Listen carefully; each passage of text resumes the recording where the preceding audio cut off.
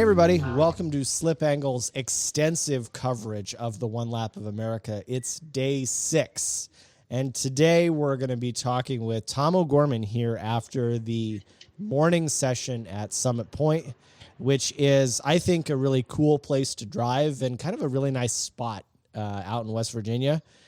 Tom, you drove the ZR1 today, and that track is very fast. What was that like today? Yeah, it's so cool. And honestly, after the 80s and 90s and humid weather we've had in the South the last couple of days, it's about 50 degrees, cloudless sky, sunny, and perfect here in West Virginia. And it's like the best morning ever. It was a ton of fun. We came here and tested in March. So it kind of, from this point on in the event, we've been to the tracks with this car. We have a game plan. We know where we should be. So this morning we went out first. And we're a little off the times from March, but obviously on a green track at 8:30 in the morning, that's to be expected. And as far as we can tell right now, from Steve's official timing and scoring notebook, we are P1 for the morning segment right now. Well, I will say that Steve's been pretty reliable with those scores. I should just be texting him regularly to figure out what's happening. You should. We literally have gotten to the point where when Steve bikes back over from timing and scoring after about the top 12 to 15 have run, it's just a whole like gathering around, and he just holds it like he holds it up proud like a billboard, and everybody looks for their times. Well, yeah, he's been really good. And you've talked on your Instagram stories at length about what the team effort is like and your game plan. And I'm really excited that today you're showing like kind of what happens while it happens in terms of the routine, because I think routine is really important for making sure that you don't forget anything as you get to the track, because it's like a really stressful morning. Yeah, totally. And today I've been kind of keeping that in my back pocket. I knew I wanted to show, we have that flow down where we're not even communicating anymore. It's just a rhythm. But I wanted to save that for a day where it was kind of normal, and we haven't had one of those in a couple of days, which is probably a perfect segue into yesterday down in Atlanta, which was interesting. So we talked to Moss and Scott Robertson and a few others yesterday. The transit from NOLA to AMP was difficult for most. Did you guys have any particular unique difficulties? Only some scares, actually. So we did not take Andy Smedegaard's wise advice and go up through Birmingham and avoid the major storms. We went through the storms. So that was the Montgomery to Atlanta route. And we got some major, road debris. We had to pull over at one point because the visibility got really bad. All the restaurants were closed because the power was out, so we didn't get dinner. And then when we got back on the road, we started to get a warning that the left front tire was going flat, and started to frantically search. Okay, where's a Walmart? Where's a tire shop? Something like that. We got to get a contingency plan together, get this thing plugged, and then the dash shows that the tire went back up a pound. And we realized that we sat long enough with the low pressures in the tires, and the cold rain was cold enough that the tires had all dropped to sub TPMS happy sensor spots. So we started to get flat tire warnings for 3 of the 4 tires, and we basically just ignored it and hoped it was okay, and it was. Gotcha. Other than that, it was just a long, kind of brutal riding through the storms, really. Got to the hotel pretty late. It was about, I'm not going to complain, we got there at like 12:45. It was not a Scott Robertson night by any means. Scott Robertson on the show yesterday, and I guess this is true for Super K as well. They got to the hotel so late that when they left in the morning, the engine hadn't fully cooled down yet. Oh my God. Which is, I think, kind of amazing. It is, and that's a one lap like truism or whatever. That's the real one lap, I think. So like I said, I will never complain about a transit. I will never complain about our arrival times for this week, because we've had it pretty good. Yeah. So what about AMP yesterday? I watched a couple of videos, maybe by Robert from this morning that he posted yesterday. Kudos to him for continuing to do video coverage, because it's just like trying to release videos every day while running an event is impossible, because I'm trying to release podcasts every day and trying to live my regular life, and it's difficult. And so like he's doing one lap and releasing videos. Yeah, I can't even get my GoPro in my car and get a video of the car, let alone post it and he's like vlogging every day. So yeah, massive props. I haven't actually got to watch much of them, but I can't wait to like go relive the whole week next week and rewatch them all. If you guys aren't watching Robert Thorne's videos, you should.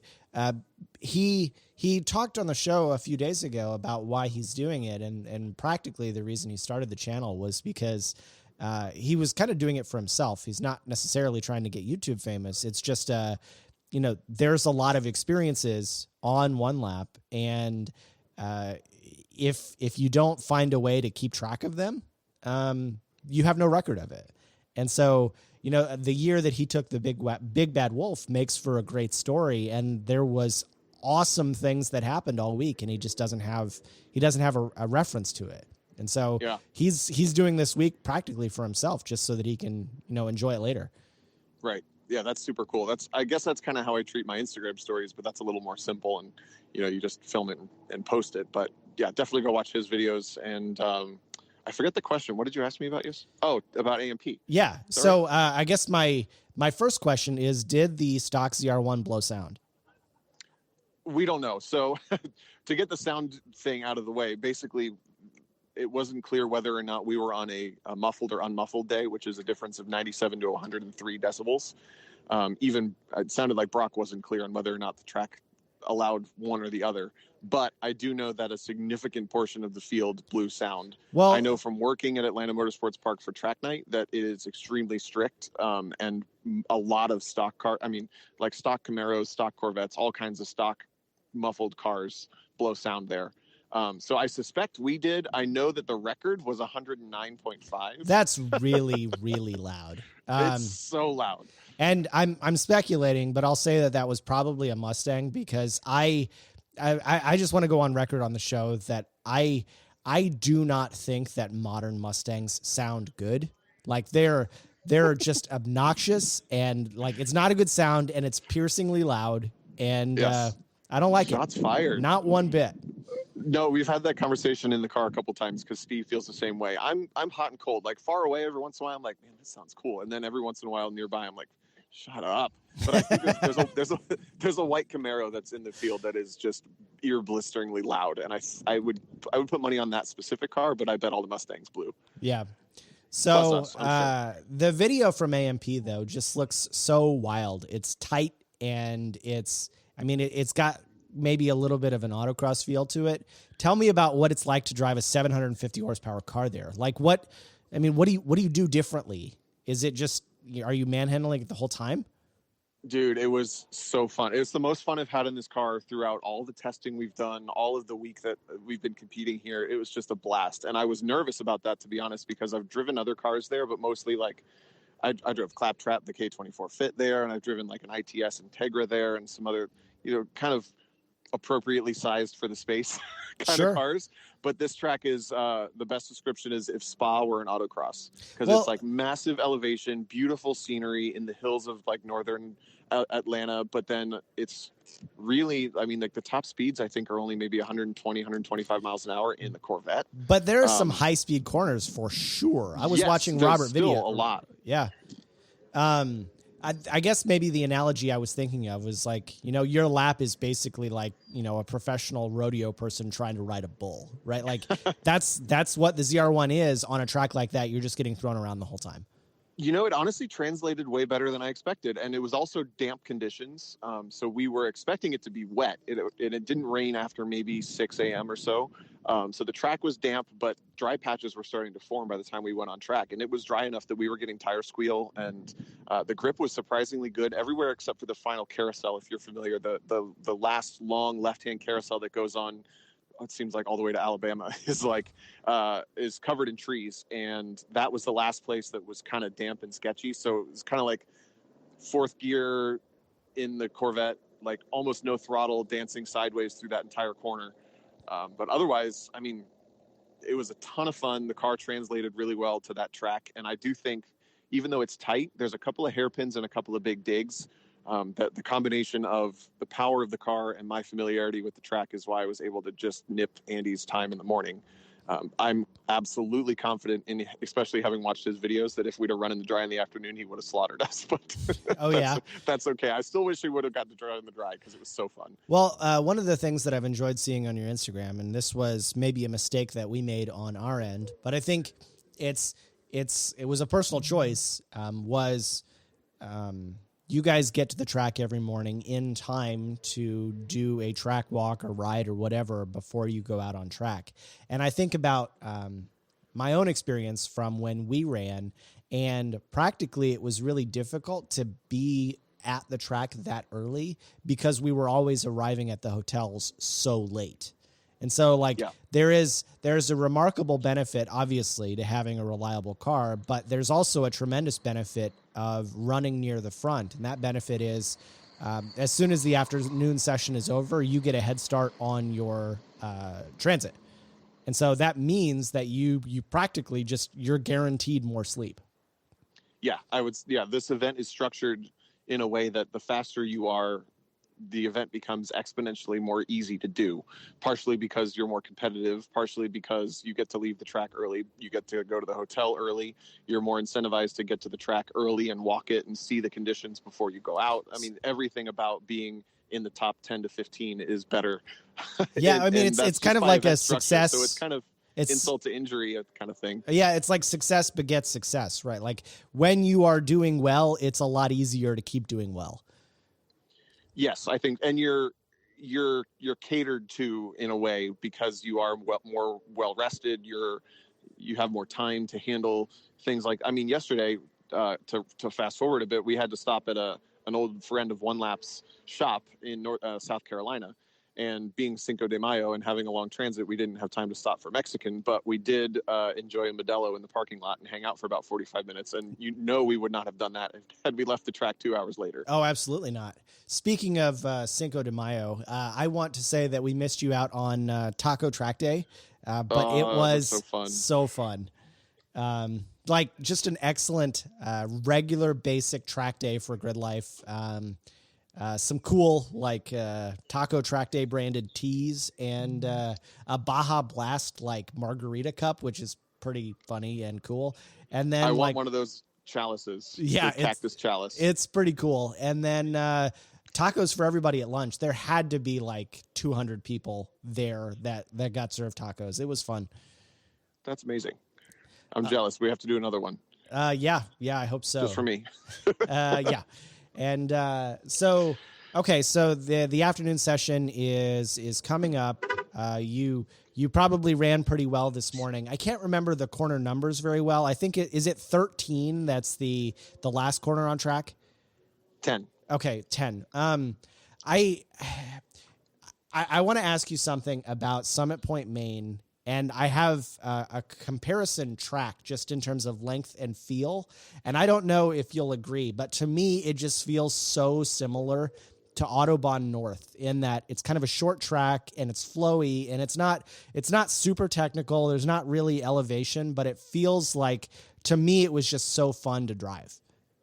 I would say maybe if Autobahn North and Blackhawk Farms had a baby or something like that, because it still has a little bit more of an old school feel, more than a country club feel when you're here.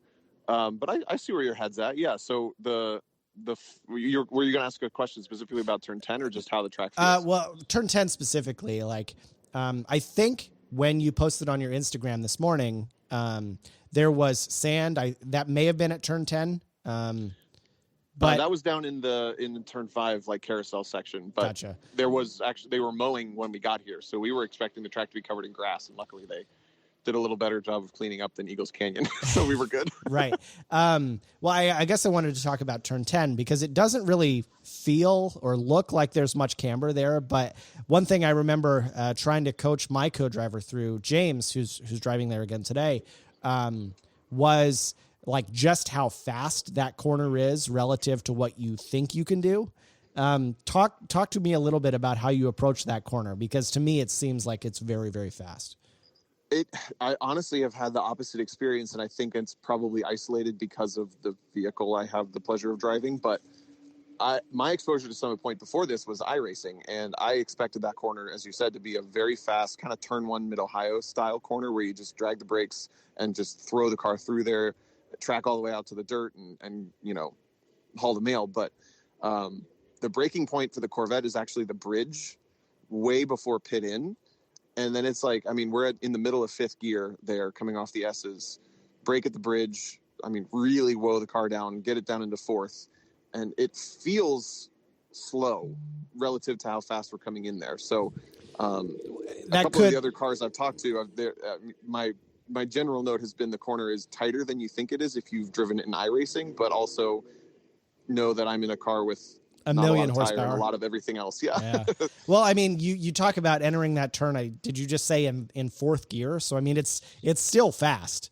It is still a fast corner. Yeah. I would bet the min speed there is maybe 92 to 95. Yeah. Maybe a little bit less. But that's still pretty quick. So it's, a little bit. I just watched Scott Robertson pull in. I'm curious to go talk to him after. Oh yeah. And see how fast he was through there. So for reference, turn 5 at NCM or turn 15, 16 at NCM are probably, 105 plus. But there's an awful lot of runoff room in those corners so that, if you do track out a little wide, you should hopefully have enough room to collect it. But Summit Point's a little bit different. Yeah, and that's why I say maybe a little bit more like Blackhawk in that it's old school. So the consequences here are certainly high, and turn 10 here is probably one of the better spots, to be honest. But if you look at definitely down through the chute, which is turn 4 into the heavy braking zone for the hairpin at turn 5, that is just, there is no grace. You have to be on top of your stuff big time.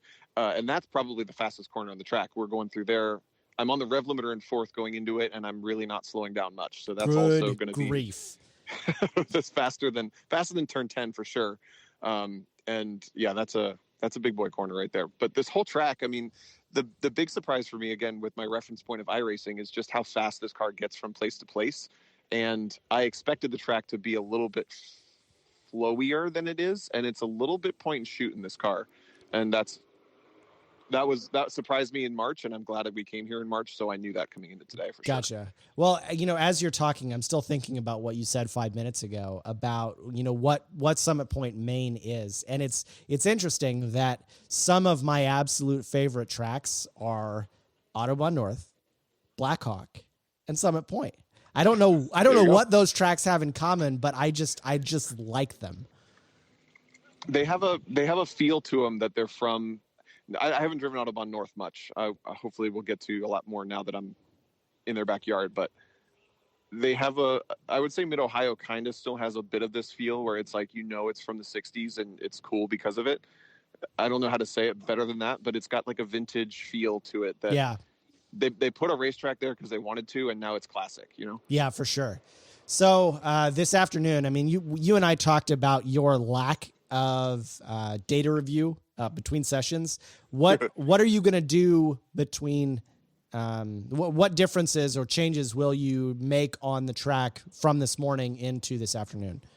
Well, I was about a second off of my fast time from March this morning, but I did it 3 laps in a row, and I could not do that in March. So I think I probably more by accident found the sweet spot of not abusing the car too much. I would like to get a little bit quicker, but we covered the field by a little over 2 seconds, I think, this morning, and actually put a couple of cars between us and Thorne and us and Super K. So we theoretically extended our lead a bit, and I don't know that I need to do much more than that. So I'm hoping to just go do the same thing and maybe respond to the increased grip a bit, since it's not going to be 8:30 in the morning anymore. Yeah.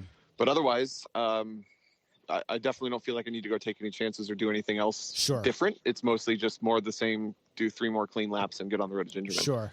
So long transit tonight to Gingerman. One of the things that I'm really excited about tomorrow is I have a personal expectation that the majority of the grid life entries into One Lap of America, or the grid lap, the perennial grid life drivers. You got a little southern drawl there. Yeah, I can't speak. I'm channeling my inner Luke McGrew. Vopper. My Vopper. I expect that the drivers who run in grid life regularly will put on an absolute clinic at Gingerman tomorrow? Maybe. I mean, we don't really know, I guess. I don't know how many people have been there before. I know it's on the one lap schedule almost every year because it's so close to South Bend. Right. So it sounds like it's kind of an annual finishing spot. But yeah, I wouldn't be surprised to see, I mean, Scott will probably make a bunch of people feel really bad about themselves with his Miata. I certainly hope that Alex and I are at the top, at the absolute front. I'm trying to look around. There's not a lot of Grid Life people in this event, to be honest. We counted 10 or so teams that are. So who am I missing? So the TTRS, Super K, Scott Robertson, Robert Thorne. I don't know that Thorne's been to Gingerman much. Because he's from like Oklahoma and East Coast, but you're right. Micaiah and Brandon definitely if do well. This was maybe pre-Tom at Grid Life, but in 17, Thorne drove the Big Bad Wolf in an unlimited season in Time Attack. So he went to several events in that car. I remember him doing South. I don't remember him at Midwest. I think he did a 29 at Gingerman. Okay, and I think it was on 615K pluses at the time. They were big, geez. Okay, but that's a fast lap. I'm pretty sure that's right. That is really fast on those tires. It could have been on Hoosiers too. I don't know. I mean, he was running unlimited, but I do know that he's run a whole lot of 615K on that car at that time. Sure. But tomorrow should be really fun. That track is, I really hope that Andy and Alex turn it up just a little. You're going to be fast, but that's kind of home turf for everybody. So we'll see who sets the fast lap for the day. Yep. We already have an agreement. You know how the format for one lap works is the first 4 or 5 cars go out, but it's kind of amongst ourselves who goes first. Yep. And we've been trading back and forth a bit depending on the results for whether or not Super K or us go first. And Alex was like, I really want to go first tomorrow because it's Gingerman and I want to go first. I was like, it is all you, bud, because we're going to be the same speed for sure. That's so cool. And your trust and his trust are infinitely important to me. And I think you guys both have lap time targets that you want, but I'll never tell. So, no, we've talked about it. We both know. I mean, he knows what we've done. I know that car has done in full Time Attack mode. It's like you said, it's a matter of whether or not they want to go to kill or not. Yeah, I mean that car on that track. Here's a fun fact. Oh, sorry to interrupt. No, go ahead. Go ahead. We just watched some video from that car this morning. From a standing start at Summit Point, which the start finish line is much further down the straightaway than you'd think. They're still in the middle of 6th gear when they get to the turn 1. What? Yeah, of the 7-speed gear. It's literally like a Formula 1 car. They launch. That's so cool. It's so cool. And I've seen the speed distance traces of that car as it accelerates through the DCT, and it's really exciting to see what they've done with that chassis and that transmission. And I'm so hopeful for them that it holds up for the rest of the week, because I think that will be that may be one of the biggest accomplishments we've seen in one lap this year. I would say already so. And I've had, for every message I've had that's a good job, I've had 2 that say, that S2000 is really fast to keep up with you guys. So, yeah, it's not gone unnoticed for sure. Yeah. So, and it's got to be so rewarding that you guys are all kind of part of the same team, right? And the podium, all you guys know each other pretty well, and, shared friendships throughout. I think it's really cool this year. Yeah, it's been cool. I mean, obviously I'm now a part of that team with the Grid Life, especially the GLTC car and everything. And I hadn't known many of them very well before, maybe in passing. Even though I've known Brandon for years and years, and I've known Andy for years and years, but again, in passing, and having gotten to know them much better over the last 2 months. And now to share this week, it doesn't feel like we're competing against each other. And maybe that's easy for me to say, cause we're leading right now, but I think it's really cool that, we've gone over video together, and it's just as exciting when Andy killed us yesterday in the oval, or beat us at NOLA in the afternoon, because it doesn't matter. Yeah, it's a weird thing, right? Everybody, you're competing against each other, kind of, but you all want everybody to do their best. Right. It's like a weird summer camp feel where it's you're just as excited that they did that as you are that you did your thing. Yeah. So that is awesome. Y'all. Well, I mean, it's just an experience. And I talked on the show yesterday a little bit about it with Adam, that like, if you're into cars and you do track stuff and you have the means, one lap is an experience that like, I think everyone should do at least once. And, my own experience is that once you do it once, that's, then the hook's been set and you're just in it. Yeah, it reminds me a massive amount of the Thunderhill 25 hour, where when you go and you experience it for the first time and you get through it, the people you're with, it's like the coolest experience no matter how you do. And then you're like, crap, I have to do this every year now on because I can't not do this again. This is so fun. Yeah. Well, and you've talked about the 25 at Thunderhill before. It's never something that I've experienced or even been to, but it's something that I would like to see. Oh, I'm laying the groundwork hard with the ISM guys this week about we need to go out there and do it with something, because it's, like I said, it's just the coolest race and the coolest track, and it's a lot of fun. Awesome. It just sucks that it's 36 hours away. It's a little bit of a drive. But, well, we're about 25 minutes in, and you guys probably have to prep for your afternoon session. So I wish you the best. Drive safe, and have a great transit, very long transit to Gingerman tonight. Thank you, sir. And finally, it is Steve's birthday. So everybody wish Steve Loudon a happy birthday, my teammate. Happy birthday, Steve. We got him the Starbucks cake pop for his birthday. Unfortunately, I couldn't figure out where to put the candle, but he enjoyed it. I hope you guys are listening to the slip angle in the car, because I imagine it makes things just a little bit more interesting to hear about what the other teams are doing.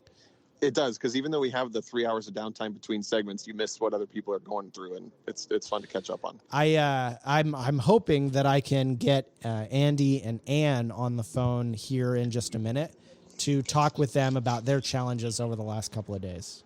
That might be a challenge only because his car wouldn't start, and they think they have a dying key. Oh no! So they're running around finding a key battery. But I wish you luck. Maybe you'll find him. All right, talk to you soon. See you, Abe. Bye. Welcome back to Slip Angle Podcast. This is segment 2 of day 6. It's hard to believe it's day 6 already. I'm here with Alex Moss of Super K, and he's just finished driving the morning session at Summit Point, Maine, which is, I think this is probably the first time you've been to this track. Is that right? Yeah, that's right. I've never been here before. Seen it on iRacing a bunch, watched a bunch of video, but it's not the same as being out there in the car. So I just got off the phone with Tom, and Tom was saying that it was his experience that turn 10, the last corner before the start finish, he felt was slower and tighter than what he was expecting based on driving in iRacing. But my impression of that corner is that it's pretty quick. What do you think? Yeah, it's still pretty fast. iRacing uses Miatas there a whole lot, and Tom's got 650 horsepower Corvette right now, so I'd imagine that feels a little tighter in the. Well, he said that he's still in 4th gear as he makes his way through the corner, so it's not slow. Yeah. Yeah, it's pretty fast. This whole track is really fast, actually. Well, not the whole track. There's a tight portion in the back, but it's definitely. It's like Blackhawk. It feels like Blackhawk. We were, power's going to help a lot. For people listening to the show, I apologize, but I'm talking to separate people here. So if the same content comes up, we'll try and make it interesting. Tom and I were talking about my favorite tracks, and they all have a very similar feel. I said that Summit Point, Maine reminds me of the flow and feel of Autobahn North. And he said, yeah, I kind of get that.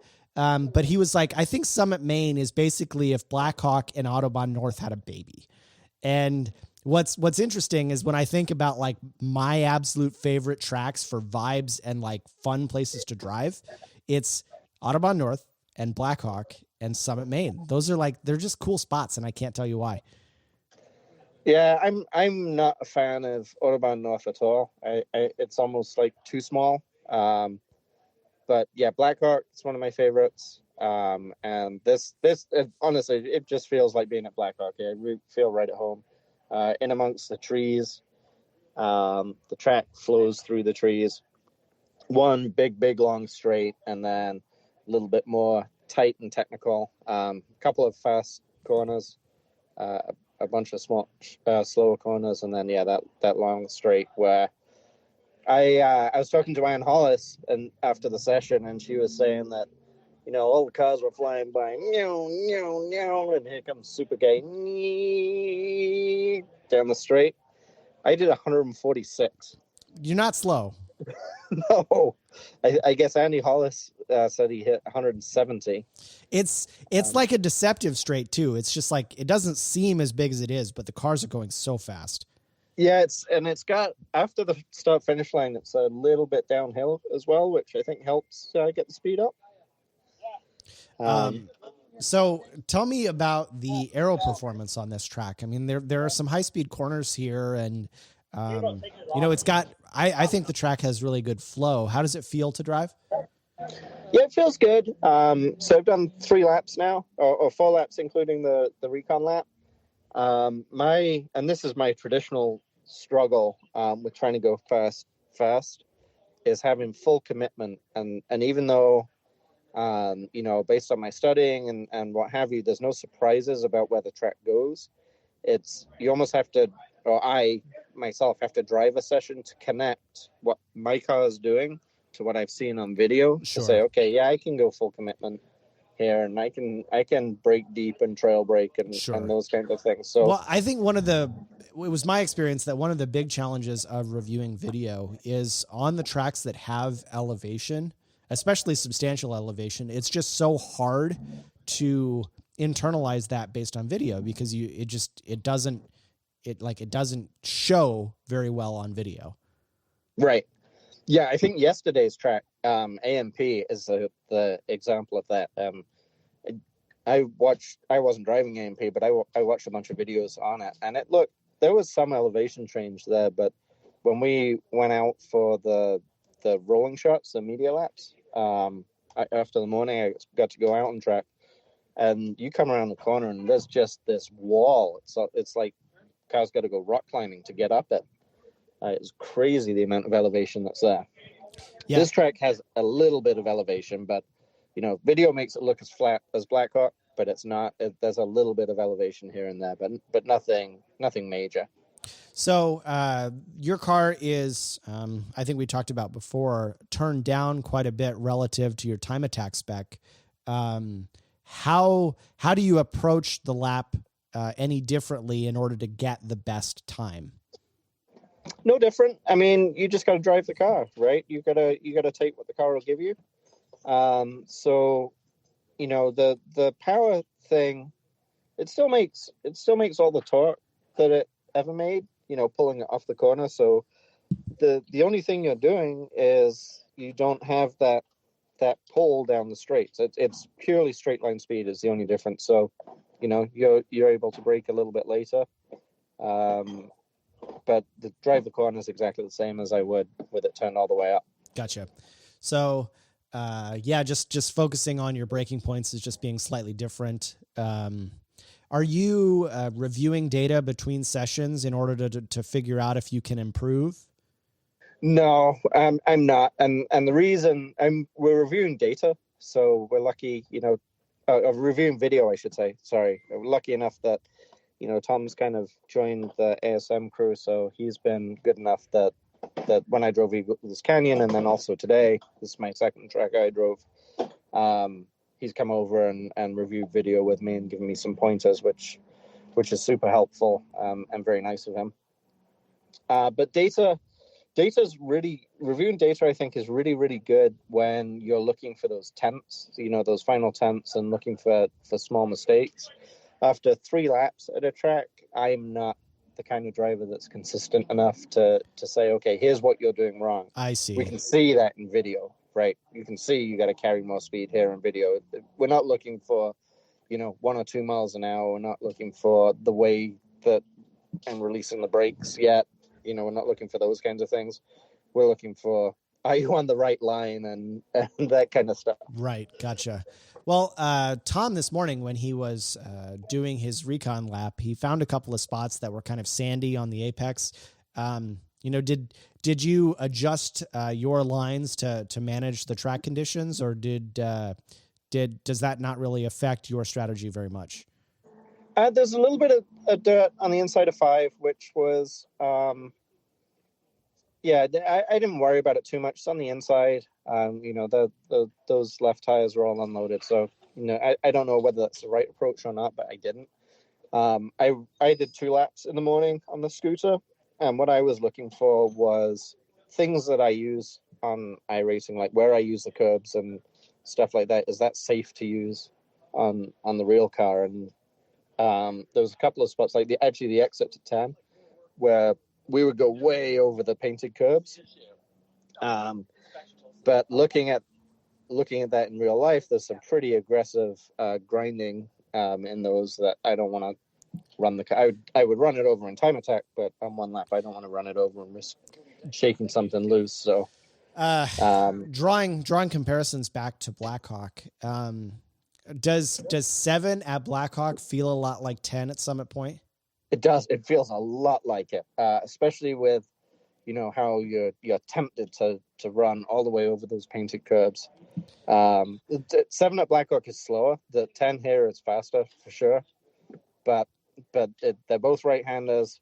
They both have pretty good runoff over the curbs, and they both lead onto a really big long straight. Yeah. So really, really similar. And they actually both have Blackhawk is more pronounced, but they both have a bit of a kink to the right as you want to start braking for. Oh yeah. Two very similar, very fun, rewarding tracks to drive, especially if you like your your average speed and your top speed to be kind of high. Yeah, for sure. This is a fast track. It looks small and compact, but it's a fast track. What about like braking temperatures and things like that? Do the brakes feel confident in the car? Yeah, they feel good. Again, getting that commitment for them. So I was actually talking to Andy about this as we were kind of debriefing after the session. But like turn 11 at Gingerman, and actually turn 3, turn 11 at Gingerman, those hard braking zones. When I'm like full kill time attack mode, it feels like I'm getting pushed right through the windshield when I hit the brakes there. Here Really? I'm still way more tentative. Not going that braking at the last minute with the absolute maximum pressure. Again, that's my confidence thing that I need to get going, and knowing that I can do that. Some drive, and that's a skill by itself. Being able to go out lap 1 and not having driven that track, even if it's like not that weekend you haven't driven that track yet, but especially like never driven it before. What's your braking point to absolutely maximize the entry of that turn? So for those not familiar, Alex and I have shared a story on the show before, but I'll recap it for you. A few years ago in 1 lap, Super K was running at Blackhawk, and Andy is particularly fast at Blackhawk. And there was a session that was finished, and it was a really solid lap, but it wasn't Andy fast. And I was unaware that Alex was driving instead of Andy. So I messaged I messaged Alex and said, "Why was Andy so slow?" And you took particular offense to that comment, which was not my intent. But the reason I'm bringing this story up at all is because it is remarkable to me just how fast you've gotten as a driver. I mean, of course the car has improved, and you weren't slow to begin with.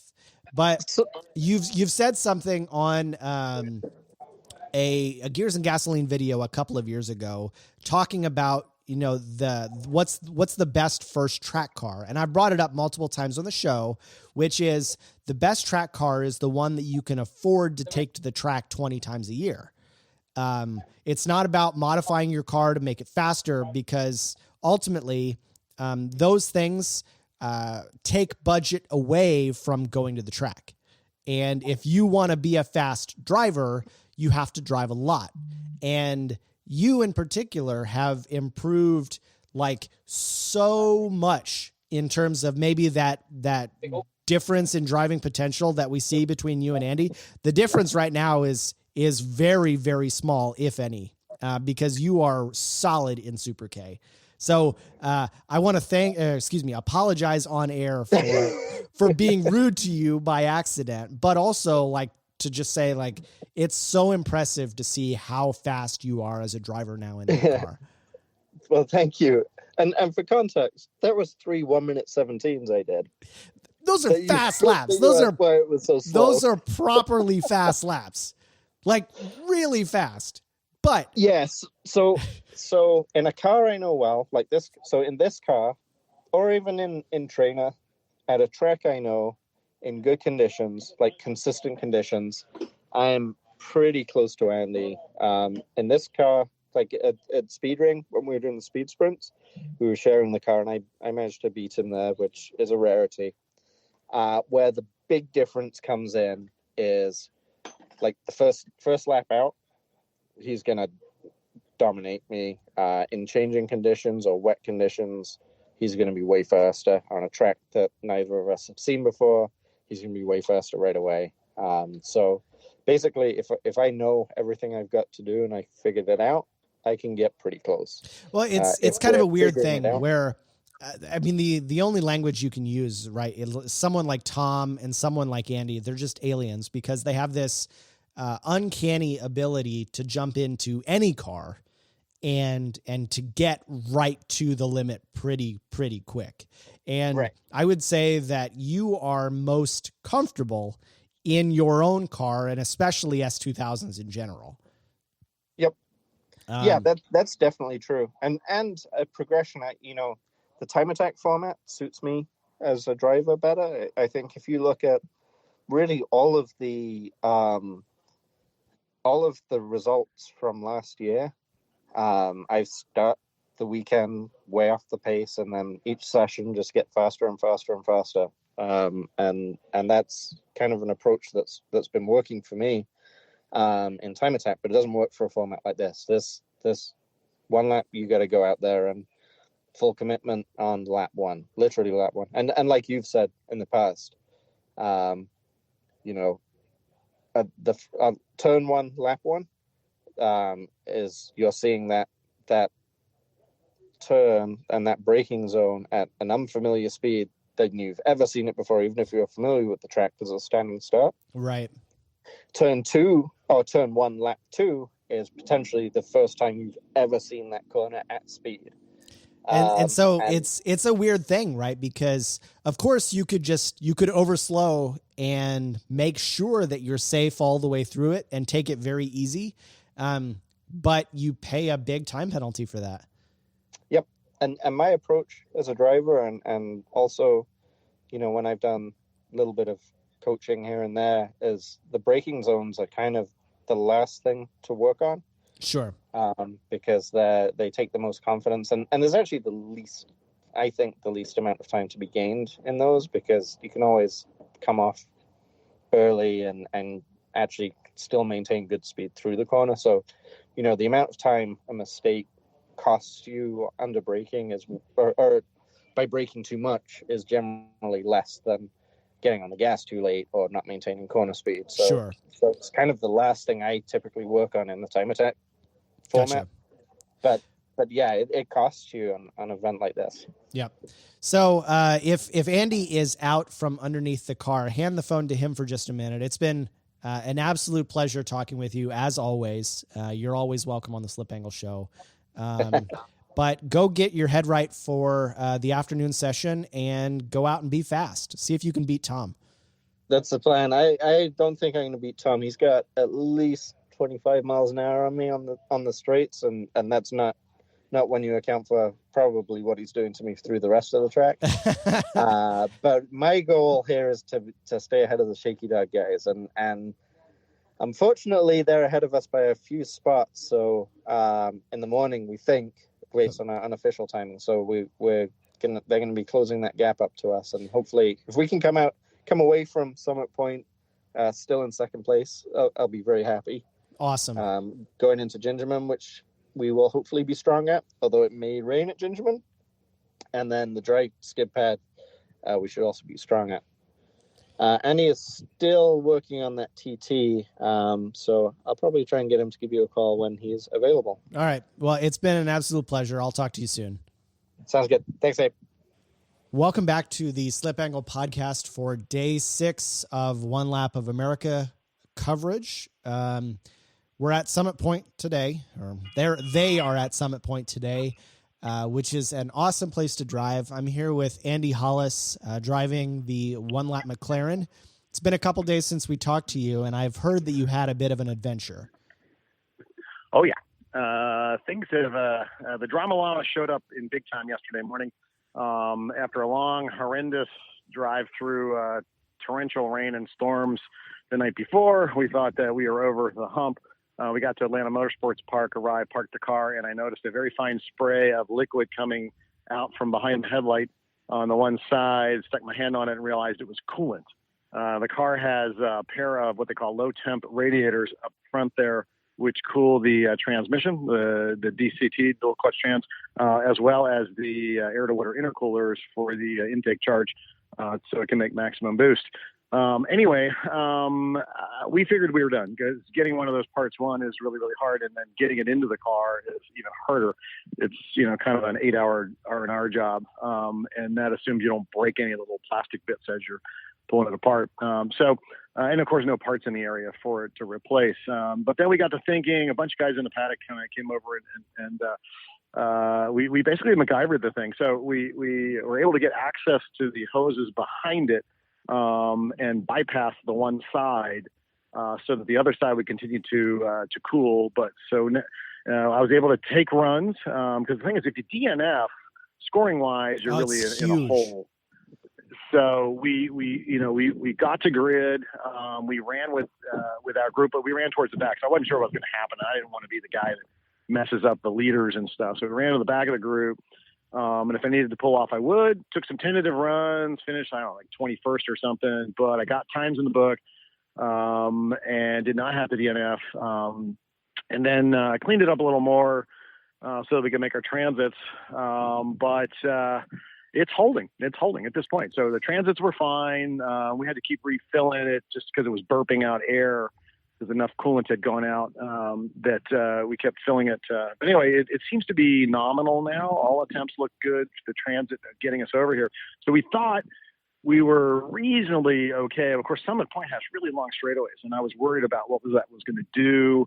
Would the transmission overheat? Would it go into limp mode? My old 12C, you would get transmission errors with overtemps, and I was worried about that.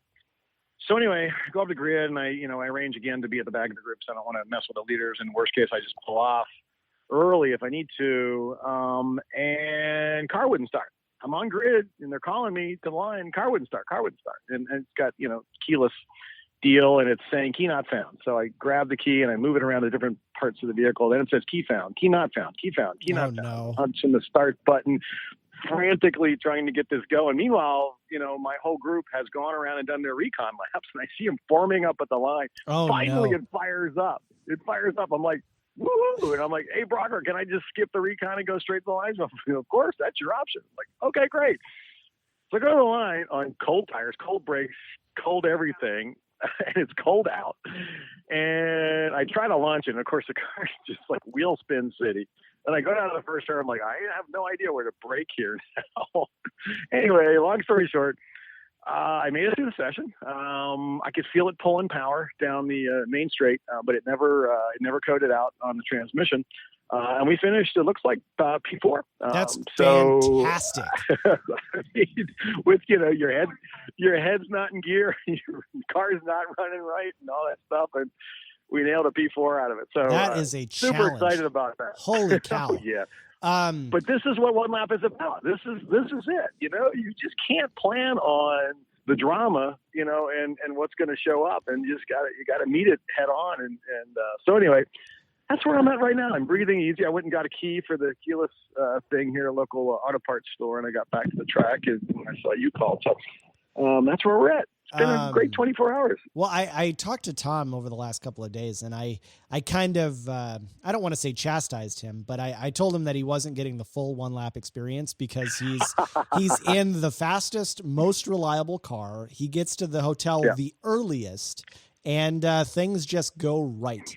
And it's my experience that one lap is especially exciting when things don't go right. Yeah, you said that the other day, and I hate you for that. Well, I mean, but you'll have a story that you'll keep forever, right? Like these, you can't make these things up, and these are the kinds of things that don't happen all the time.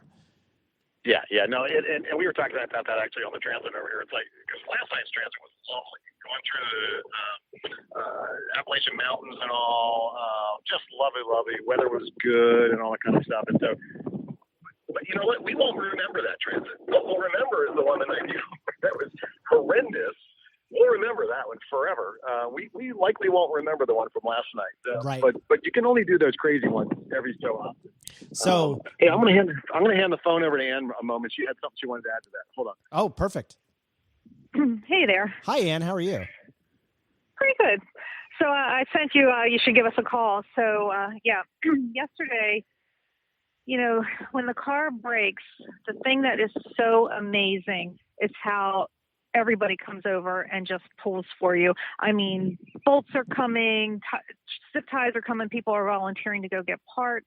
And these are our competitors, right? But that is not what this whole thing is about. You know, somebody said, what's one word to describe one lab? And I have to say family.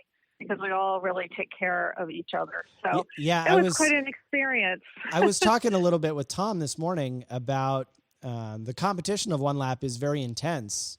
But it seems like when things aren't going right for a team, everyone wants to help because I think the entire field wants to see everyone else do their best.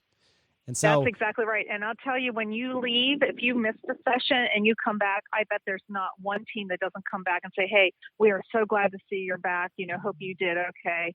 You know, we had two people that we helped out. One in Texas sent them to a shop we knew, and then Andy sent somebody, the Honda, to another shop. So, you know, the connections, that's the other thing you do. You kind of set up for your route as a veteran and say, hey, we're coming through, just be on the lookout. Now, obviously in the McLaren, we can't do that.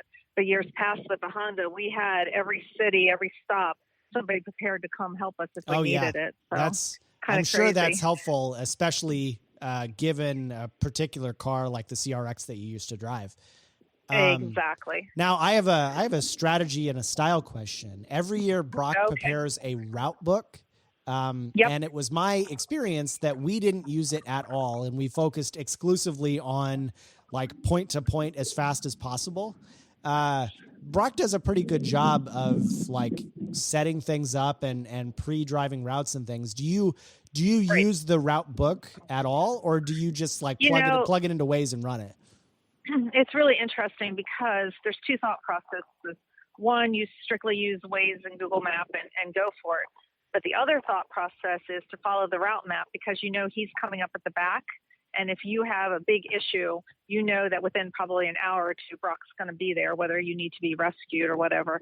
So we pretty much do a combination. I think we rely on Waze the most. Like yesterday, you know, the highway was shut down for 25 minutes and Waze has us go on express route. And then the other thing is there's the one lap drivers page that is just for competitors. And that saved us big time last night. So Virginia, you know, if you go 20 over, you're jailed. Yeah, and they're not really happy at 10 over. So Solomon called me, Solomon Rosenthal, who's driving with Billy Johnson, calls me. He's like, shut it down right now. He's like, there are 6 policemen in the median, and you come up over the crest, and there's a roadblock where it's down to 1 lane, and they're just pulling people over right and left. My goodness. So we don't know if that was we didn't know if it was a welcoming committee for one lap because Brock does let all the states know that we're coming through. So we have on previous ones had them waiting. And a couple of years ago, going down through Colorado, they pulled over the whole median team, like, I don't know, 6 or 8 cars, and kept them for 2 hours. My kept goodness. them for 2 hours, making a point. Well, So, I think but, that's you know, that's kind of an element of one lap that we don't talk about very much is like the road rally portion of it? I mean, I think people see the transit, but like the community experience of the transit is itself kind of fun and interesting. And if you've never done road rallies before, they can be a lot of fun. Exactly. It's definitely part of it. And we kind of traded our strategy. I always slept in the morning, missed the morning session. Andy would come pick me up, and then I do the late night transit. So I'm fresh. But when he had his little incident a couple years ago, I was at the hotel. And I'm telling you, when you get that text, are you at the track? And then your phone blows up. It is not a good experience. Oh, I bet not. I'm getting up and coming, and that means I'm not rested for the late night transit. So we are alternating when we get tired every hour to hour and a half because, Andy says, oh, it was a beautiful drive last night. Well, he was sound asleep while I'm driving through these twisty turning mountain passes. Oh, yeah. And at night you don't know the roads. So we're a little bit more careful. But the other thing I was going to tell you was I had decided before yesterday that this was going to be my last one lap. I just was kind of ready to take a break. And then you see the car brake, and it's like I go into mode, like I know who to go get parts from. I know who to ask this. I know who to ask that. I know to feed him food. He's going out on track right when the car's fixed. He hasn't eaten anything. And so I had to have I cried. You're tired, you're exhausted, the car breaks, and you struggle with keeping your husband safe. And so we talked about that last night too. It's like, if it's not fun, don't come. But on the other hand, I'm the person that keeps him safe. I know. Well, it's a weird thing, right? You're part of the team, and without you, the team is deficient, right? Right. Yeah. Well, I don't know. I always say anyone's replaceable, but I don't know. We've been married 42 years. I'm not sure. And you said that this is your 11th one lap? Yeah, I think it's his 11th and my 10th. I missed one when our daughter. Right. You told me that. Jane.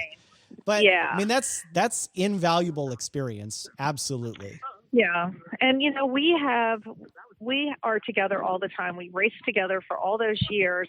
We just have a really awesome marriage and relationship. And this is the one thing that I can still do with him. So I don't know. I might have to rescind this is 10 and done. I would say that get home, spend a couple of days getting some rest, and then you'll think fondly of it again. I think every year it kind of beats it out of people, and then as soon as you're done, you're like, well, maybe I could do that again. Right. Well, yesterday I was the reality check because one thought was to go ahead and get the part overnighted in, go to McLaren today, get it fixed, and then do an all-night transit overnight to make it up to Gingerman. And that I did say no. I never say no to him pretty much. But I was like, no. If we were winning 1, 2, 3 podium, maybe. But no. So I did say no. Gotcha. But now the car's running. We didn't need to do that. So it's all good. Well, thank you for the update. I love having you on the show. Well, thanks for checking in with us. I figured we had a story for you, unfortunately. I would prefer that we had no story. Well, it's always good to have a story, but have a safe transit to Gingerman. Go fast there because it's a fun place to drive. Talk to you soon. All right. Bye-bye. All right, thanks. Bye-bye. Welcome back to probably the final segment of today's Day 6 coverage of One Lap of America. I'm here with Andy Smedegaard, who is part of Team Super K, kind of the builder and shop owner of ASM, longtime grid life runner, time attacker, GLTC driver, wheelman extraordinaire, Andy Smedegaard. Sorry, just eating lunch. Thanks for having me. Yeah, man. You guys have had a really exciting week, and we talked with Alex a few minutes ago. But today you're standing in the tower up over turn 10. What is that experience like versus being in the car? Man, it is like 10 times more nerve-wracking being outside the car than in the car. I don't know what it is, and I don't think it's just me because I hear the same thing about everyone else. The person outside having to watch, you have no control over what's about to happen. So just super nervous, heart's racing. And for people that aren't familiar with one lap in the format, there's no redos. It is literally, you have one shot to do this. You get no practice. You get a little recon lap. So you get to drive around half the track, just enough to see it. And then you pull up to the start line and you go. You got 3 full laps. Every lap counts. And yeah, you can't screw up, you can't break, you can't nothing. It just has to go perfect. Well, I don't want to jinx it, but since Eagles Canyon, it seems like the trans has been running okay. I know that Alex talked a little bit about changes that you had made to the cooling system to help keep the trans temps down. Yep. But can you talk with us a little bit about what provisions you've done to the trans over the last month or so to try and bring those temperatures down? So, first off, we're no expert with this stuff, so we're still learning, everything about the swap, the trans, the tuning part of it. So we were having issues a while back on our original test trans, the one that was in actually the car for up until the last month. It was the trans that was always in the car. And it would have issues after a while where the trans would get warm and then it would just get locked into gear. It would just stay in whatever gear it was and just be unresponsive. You could ask for it up or downshift, nothing. But you could continue to drive it. So like the GCU and stuff was still working. Anti-stall stuff still working. And we kind of blamed it on just the trans being too hot. And it wasn't even crazy hot. I mean, it was probably 270 degrees Fahrenheit, 260 maybe, which is, that's too warm. More warmer than we wanted, but it's not, I wouldn't think too crazy. So we've spent a lot of time adding coolers. We even went as far as adding a water cooler sprayer that's spraying water on the trans cooler. And it did help, but at Eagles Canyon, so actually I should complete the whole story. Fast forwarded too soon. So yeah, we've added all this cooling, and our one of our last test events we did was at Gingerman, and it was starting to just get stuck into gear after even like a lap and a half. Trans fluid wasn't even that hot at all, like maybe 180 degrees Fahrenheit. Okay. Still getting stuck in gear. So unsure of what it really was, I decided I'm just going to put a different trans in this car because this trans has been through hell. So I wired up a whole new trans, put it in the car, and this was at the NCM Grid Life, so that was 2 weeks before one lap. For context, is this transmission number 2 or transmission number 3? It is transmission number 2. The first one had a failure where we broke the clutch cover basket, and I just put a new clutch cover basket on, and we continued to run it. Got it. So this is truly only trans number 2 now in the car, and that went in right before NCM, 2 weeks before one lap. And we actually told ourselves, if this car breaks, if it does not pass through NCM without a failure, we'll take it to one lap. But if it breaks, we're gonna take something else. We're gonna, I don't know, buy Alex has been wanting a new Type R, so he said I'll buy a new Type R. I'm like, yeah, I think he and I share that want. Yeah. So, which I don't think is any better because I think those things overheat after like a lap and a half anyways. Yeah, but it's stock and it's probably decently reliable. Hopefully, yeah. But anyways, so I put the new trans in before NCM, and I had to do a little bit of tuning because the different transmissions, like the clutch engagement points and stuff, are a little different. So I had to do a little tuning there, and we took it to NCM, and it didn't break.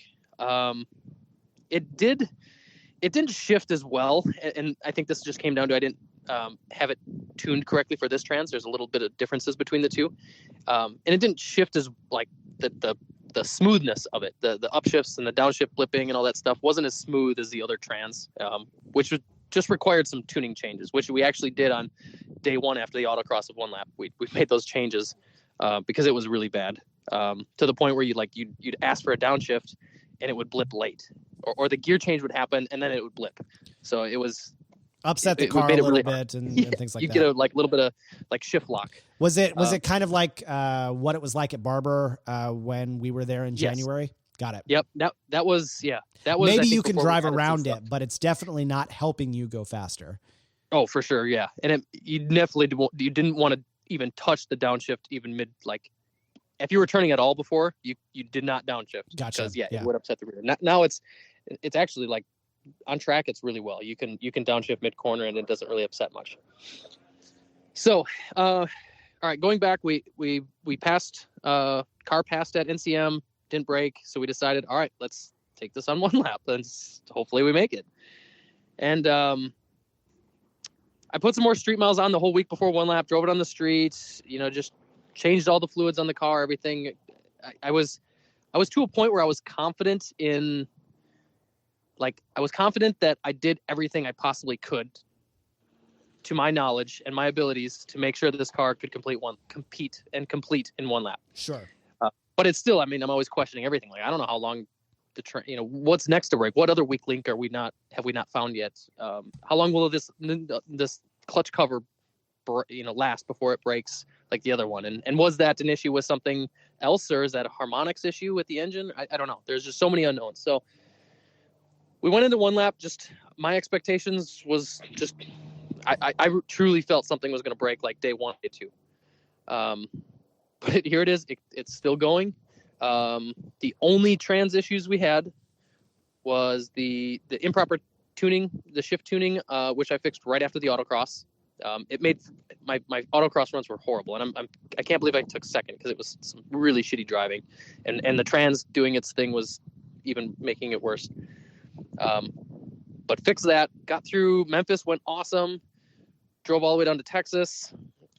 Everything's still perfect.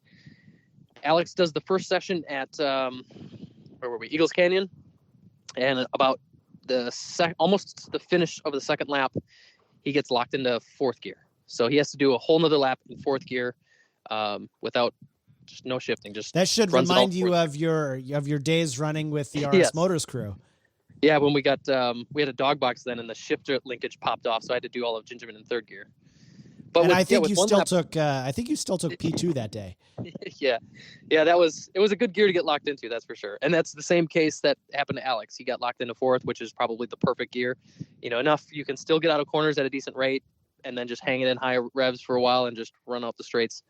But with one lap, you have to finish. If you do not finish that session, that's a DNF, and there's no way you're coming out of the event in a top 5 or top 10 finish overall if you have any DNFs. Yeah, that points penalty is so big. I mean, it's almost insurmountable. Yeah, like 360 points or something? Yeah. So and each place is 5-point difference. So yeah, you're not competing in any sort of overall win with a DNF. So he completed session 1 in fourth gear. Got me really worried because, I mean, that's only the second real event, and I'm like, man, it's gonna be a long week. So what I had another thought of something to try when we do these adaptations on the trans, which what the adaptation is doing is it's kind of learning how much effort it needs to move shift forks and all this stuff around. I've always done that just at normal operating temp, which for the trans is normally like 120 degrees Fahrenheit, not very hot. Okay. But when we come off track, the trans temp is usually like in the 190s, sometimes 200-ish. Okay. So I'm thinking like this is definitely something heat related because we never get stuck in gear. I mean, we drove at that point over 1,000 miles on the street, never got locked in gear. It only happens when the trans starts getting warm. So I'm like, all right, I'm going to try an adaptation when the trans fluid temp is near like hot, 180. I think I did it at like 160. Okay. Because he already has came off track and the trans cooled down, and I'm not going to go beat on the car just to get the trans temp back up. But I did an adaptation.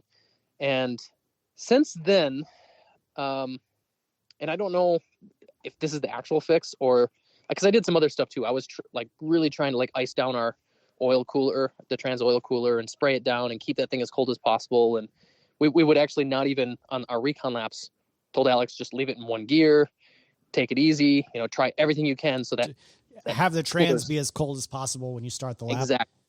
So we've been doing that too. So I don't know, maybe this adaptation thing has nothing, it hasn't really fixed the issue. It's just we've kind of been avoiding letting the trans even get close. Well, I guess I want to ask, I know that this is still like an R&D project for you guys, and you will be the first to admit that it's, it's not OEM like yet, but I wonder, that trans in the BMWs, as equipped from factory, I don't hear often people talking about the temperatures very much. So do you have any ideas for... I have heard of people complaining about they do get hot, especially on higher powered BMWs, and adding cooling is definitely something that they usually do. But yeah, I honestly, I mean, I haven't heard of I haven't heard of any BMW guys getting stuck in gear or anything like that. Sure. So like, do you have any ideas for what maybe makes the swap generate heat differently? Well, I don't think it's the swap generator. I think it's generating the same heat, but I think it's more of like a GCU, that the trans computer. I don't think there's compensation tables or something set up where, if the trans temp is getting hotter, okay, I'm going to need more effort to move these shift forks around. Gotcha. Or it's a matter of, the shifter didn't go into gear, I'm going to try it again. Or, or some sort of fail-safe or a timeout, like, it didn't get into gear after a second. All right, I'll try again. Another second. Okay, no, not going into gear. And then it like maybe throws an error code or something. Sure. This GCU, it doesn't have any error codes. It doesn't have any limp mode or anything. So it might just try to go into gear, and I can't go into gear. I'm just going to not do anything. Put. Gotcha. Yep. Well, I mean, we're absolutely rooting for you guys. I'm interested. I mean, the lead that Tom has right now is very large, and I think it would be a remarkable achievement or I would say that Tom might have to have some bad luck in order to for sure lose this lead. So I wonder, in terms of strategy going forward, are you, especially at Gingerman, which is kind of a home track for you guys, is the expectation that you might turn the power up a little bit just to see if you can go quick, or are you going to, do just enough to finish second? I want to finish. I'm not looking at winning overall. If, like you said, it would have to be some sort of stroke of bad luck for them to, give them it'd have to be a DNF. Honestly, it would have to be something that would completely take them out and almost give them a DNF, which I don't want by any means. I want them to finish. I think he's got to just do decent. Like, he doesn't even have to be the fastest. And even if we beat him and we could gap him by 10 seconds at Gingerman, that's not helping us. And it wouldn't be enough because it would probably only be 5 points, right? So, right. So it's not worth the risk at all to turn the power up. So in fact, I just want to finish, man.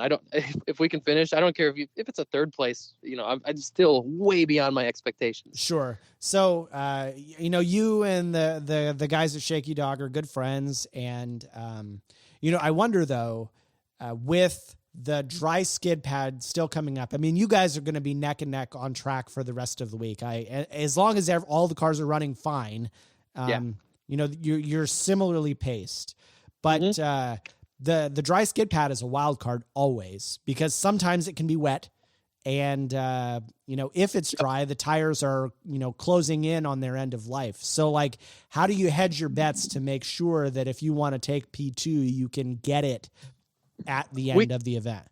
We feel confident that we'll do pretty well at the dry skid pad. We made a dry tire choice. We're on the AO52s. Our car has been seems to have been a strong point. It seems to be grip in corner speeds. Our car does not make power, so we've been able to beat a lot of the guys just in corners, and I think the circle track we did the other day. Congratulations on P1 at Lanier. Yeah, thank you. I mean, I think that's kind of a glimpse of what the dry skid pad hopefully will be kind of like, as long as it's dry. Yes, which we did look at the weather. It looks like it should be a dry skid pad, which would be good. And I feel that's kind of hopefully our saving grace. If we get really close with points, that the dry skid pad will give us the gap we need to hopefully secure and keep second. Gotcha. Because I think the Shaky Dog guys are going to be pretty close. I think they're, after the first session today, I think, man, it might be like 10, 15 point gap. So I just pulled up the times. It looks like they had just refreshed. You guys, hold on. Super K finished P11 at Summit Point, 401.822. Tom did a 355.7.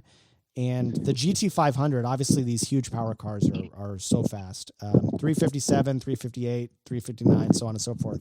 So the aero helping you a lot, but on a track like this with a straight so long, being down 300 horsepower has its downfalls, right?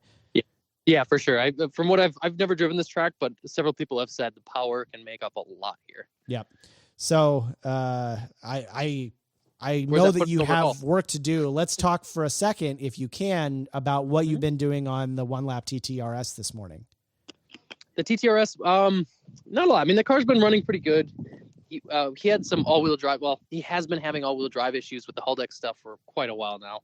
and we've been fighting that. And leading into one lap, we kind of had this last ditch effort to hook up a separate controller and have the actual Cybex computer, the engine ECU, control the all-wheel drive Haldex. And it was kind of just a patch Band-Aid, and I was questioning it from the beginning if it would work or not. And it eventually burned up a pump after day 1 or 2 or something. I can't remember the day exactly. It's all confusing now. But he was fighting some all-wheel drive issues in, I think, Eagles Canyon, and I don't know where we were at before. Memphis? I can't remember when it happened. But anyways, he got that fixed. He found a new pump, put a new pump in, and it's been working okay since. But the thing, I think they made the wrong tire choice this year, and the tire choice is always like the hardest part of the event because you never know what you're going to get. And some days it's just a dice roll. Right, exactly. It's a full dice roll, and there was a couple days where like we thought for sure we made the worst tire choice ever doing the Advance, but then like the morning it was just barely damp, sun's coming out, things are drying up, and oh my god, it's perfect for Advance. Right. So we have really gotten super lucky with our tire choice so far, and I think that's honestly a big reason we're near the top is we're able to really capitalize on having that grip. Gotcha. And so I think that's where the TTRS I think is suffering a little bit, being on those PS4Ss, which is a good tire if it's a lot of rain, but it hasn't been much rain.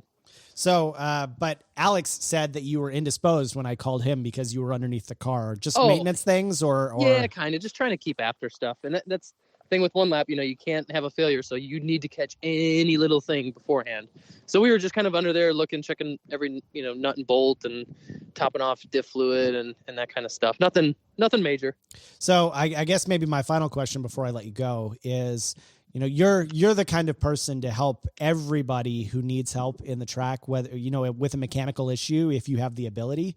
I'm wondering though, for this event specifically, for how many cars are you like the primary mechanic if something goes wrong?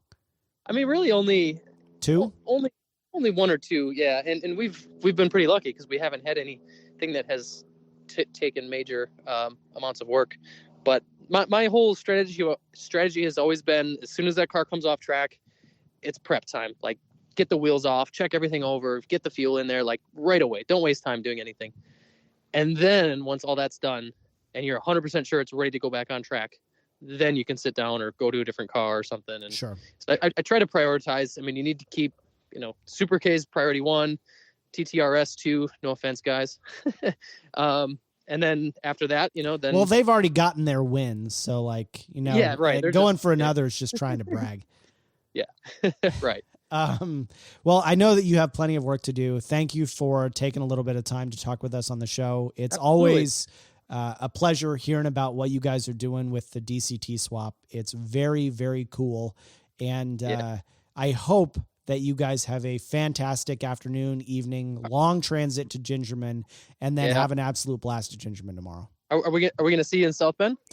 I don't think so. Come on, Abe. I know. I went up to Gingerman for Taco Track Day yesterday, and I have family in town on Sunday, so maybe I can go, but I'm sure that I'll get some looks of disapproval. We'll see. Yeah, just say it's for work. Yeah, I mean it's one lap, right? Like I've gone to the finish of one lap every year since before I started driving one lap. Yeah, so why ruin tradition? I don't know. That's I wasn't planning on it, but now you got me thinking. I think you need to. I'll get the Coronas. Oh, I love Coronas, especially at Tire Rack. They're the best. Yeah. All right. Well, go back, prep the car, make sure everything's safe for Alex, and then tell him to drive a little bit harder. Will do. Talk to you later, buddy. All right. Thank you. Bye. Slip Angle was created by Austin Cabot and Adam Jabay, co-hosted by Derek Yarbrough, and production by Abram Schmucker, who mixes all of our terrible audio. If you like the show, please rate us and review us on iTunes, and come and find us in the pits at a Grid Live to say hello.